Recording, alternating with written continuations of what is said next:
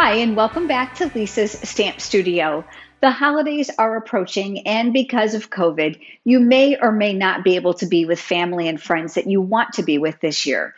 That doesn't mean that you can't send them something to let them know you're thinking of them and that you love them. Today's project includes a note card and a coordinating gift. Super simple, but quite impressive. We're going to use the Whisper White note cards and envelopes, and we're going to use the brand new round tins. While my project has a fall theme based for Thanksgiving, which I intended to use for place settings at the holiday, you can certainly change up the theme for any holiday, even for party favors as well as birthday presents. Down in the video description below, you'll find a link which will navigate you over to the pictures and the supplies that I've used for the project today. Also there, you'll find a list of ideas of things that you can put in these adorable round tins. If this is your first time visiting my channel, I would love to have you subscribe. Click the subscribe button down below and next to it, that small bell icon. If you click that, you'll get notifications when I'm live right here on YouTube, as well as when I share a new video. Let's head over to the stamp table and let's get started on today's project.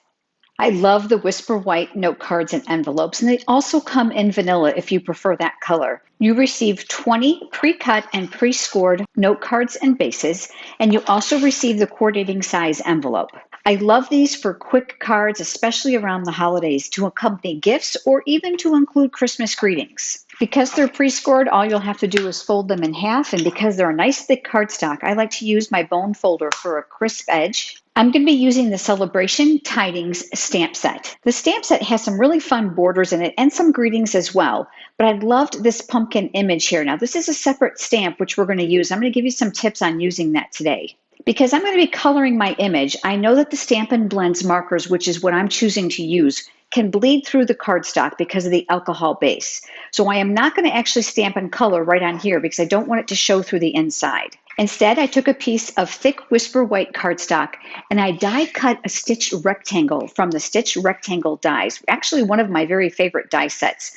I love the trendy stitched frame and I love that there's graduating sizes. Since I'm going to be using alcohol-based markers, I'm going to be using my Tuxedo Black water-based ink pad, and I've pulled out that pumpkin border image here, and I'm going to go ahead and ink that up.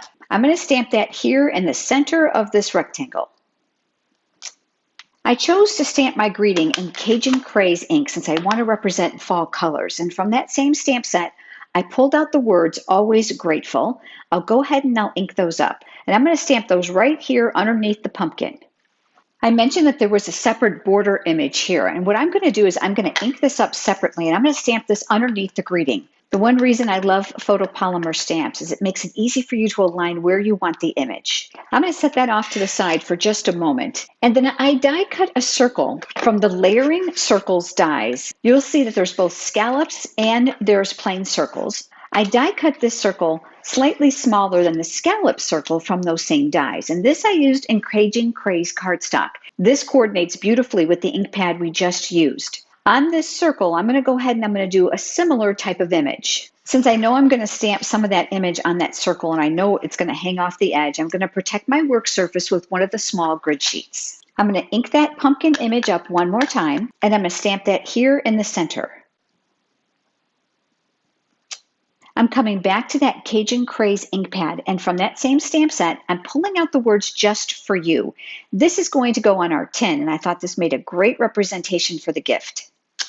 I'm going to set those off to the side for just a moment, and I'm going to come back to that rectangle stitched area here, and I'm going to go over a little bit of coloring with you. I already have one that's finished, but I want to talk you through the use of the Stampin' Blends markers. I decided to use the Pumpkin Pie Stampin' Blends for my pumpkins, and then I'll talk you through the other colors I used. These markers are dual tipped, so there's a chisel tip here and a brush tip here. You can choose whatever's more comfortable for your hand. I'm going to use the brush side today on this pumpkin area since it's a rather broad area, and I'm just going to brush on color. You're going to find that alcohol-based markers work famously because the color lies down perfectly. There are going to be no light or dark areas even if you repeat a stroke of the marker in a specific spot. I do recommend that you allow the alcohol from that color to evaporate for a few seconds before you go into applying the dark shade. So I've got the dark pumpkin pie here, and I'm going to work that dark color right along those outside lines, and then I'm going to move a little color over just to do a little bit of shading here. Those lines provide a great cheat mark on where I want some density. Now, just like before, you're going to need to give that a few seconds for that alcohol to evaporate. And then to remove those harsh lines to make this look more blended or shaded, the secret is to come back to the lightest color.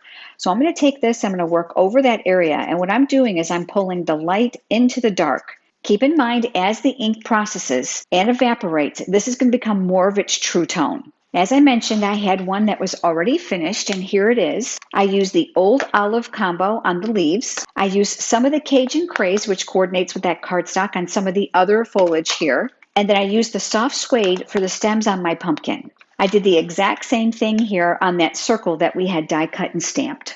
I thought my scallop circle was a little plain, so I wanted to add a little bit of background to this. And of course, you can use designer series paper, but I opted to use this image that was part of the stamp set. Protecting my work surface once again, I'm using the Cajun Craze ink, and I'm going to go ahead and ink up that image. And then I'm going to stamp this around the perimeter of this scallop circle. I'm also going to rotate that image slightly so I have just a varied pattern going around the outside. Now I realize we're only going to see a small amount of this, but that stamped image is going to create a beautiful background. Don't overlook the stamps in the stamp set to create gorgeous backgrounds for your cards and your 3D projects. I have my silicone craft sheet here, and let's go ahead and do some adhering. So I'm going to flip my circle over, and you can see that alcohol marker, how it does bleed through. I've got my Stampin' Seal Plus. I'm going to add some adhesive to the back side. That is going to get adhered here to the center of that scallop circle. And we'll put this on the tin in just a few minutes. But let's go back now to the stitched rectangle, which we're going to add to the note card. I prefer to use dimensionals on this because I think that gives the card a little bit of a 3D, more professional finish. These are pre-cut pieces of foam tape, which make using them really, really simple. I'm going to place one in each of my four corners, and I'm also going to place one in the center. I'm very cognizant about their placement because I want to make sure that this is not going to come out lopsided or bowed when it goes through the mail meter at the post office. Now, there's a paper backing on these, and I love to take them off with the paper piercing tool attachment on my Take Your Pick tool. That Take Your Pick tool has a putty tip on the other end, which is great for picking up small pieces of paper or an even sequence. I'm going to take this panel now and I'll adhere this here to the center of that note card. Very, very simple, but really cute. And then I took the liberty of stamping the envelope as well and doing a little bit of coloring. Now, I wasn't so worried about the bleeding on this since it is just the envelope. So now I have a beautifully matched set. But let's talk about the gift that will coordinate this at my holiday table. These are the adorable round tins, and you can see they're a really good size, which means you're going to be able to fit quite a few things in here. A cookie will fit in here as well as all kinds of treats and small gifts. Keeping with my pumpkin theme, I decided to use some pumpkin gummies inside my container, and I'll go ahead and I'll seal that. Now this in itself is adorable because of the clear window, and you can add ribbon to this and just a simple tag and be done. But in this case, I wanted it to coordinate with my note card. So I'm going to add dimensionals to the back side of this. Again, I'm going to be very careful to balance these. This now will get adhered over the window of my container, which leaves the contents of this one a surprise. Now let's talk about decorating this area here to finish it off. I wanted to teach you how you can dye your own ribbon to coordinate with your cardstock. I was surprised that there wasn't a ribbon that coordinated with the Cajun craze, but I thought, you know what? I can make my own. And that's where the crinkled seam binding comes into play. I'm going to protect my work surface once again, and this time with the Cajun Craze ink, I'm going to be using a sponge dauber. Now your finger goes up inside, which makes this really easy to use, and it's also going to keep your fingers clean. So I'm going to ink up my dauber with the ink, and I'm going to start here at the end, and I'm going to pull and press color on here. It is not important that the consistency of the color is identical all the way across the ribbon. Just color it. Once you get to the end, you can flip it over and take a cursory look. Seam binding is rather thin, and if you find that it's too light for you, you can go ahead and do this side as well. Now, I do recommend letting this sit aside for about 10 or 15 minutes for it to dry, and that's a great thing to do first while you're doing the rest of your project to come back to this. I created one before you joined me. That's here. That's good and dry. And what I decided to do is make this one quite a bit longer because I wanted to do a double bow for my tin. So I'm going to fold that ribbon in half, and then I'm going to make a bow. When you're finished, pull it tightly. That will ensure that the knot here is secure. And then you can take the raw ends and pinch that knot and you can pull this, which will adjust the sizes of the loops. Now, in a 3D project, I often like my bows to be nice and big and whimsical. And when you get it to the size that you want, just make sure that you create more tension on the knot in the center. Then what I did is I came in and kind of separated those double loops just to add a little emphasis to this bow. I have about 10 inches of linen thread here, and I created a small loop zigzagged back and forth, nothing fancy. And then I've got one of my glue dots here, and I'm going to take the center of those zigzags and place it right on top. Now with my Take Your Pick tool, I'm actually going to take the glue dot and run that around that linen thread so that it stays in place. And I'm able now to place this at the top of my tin. I took my paper snips and I gave my ends of my ribbon a small trim. And then I'm going to add the bow to the top. Now, I do recommend that you use liquid glue when you add your bow so that it stays secure, because you know the lid's going to come open and closed quite a bit, and that will help secure it in place permanently. Isn't the tin adorable? This, along with your handmade note card and coordinating envelope, which of course you would write their name on, are going to be beautiful at your holiday place settings.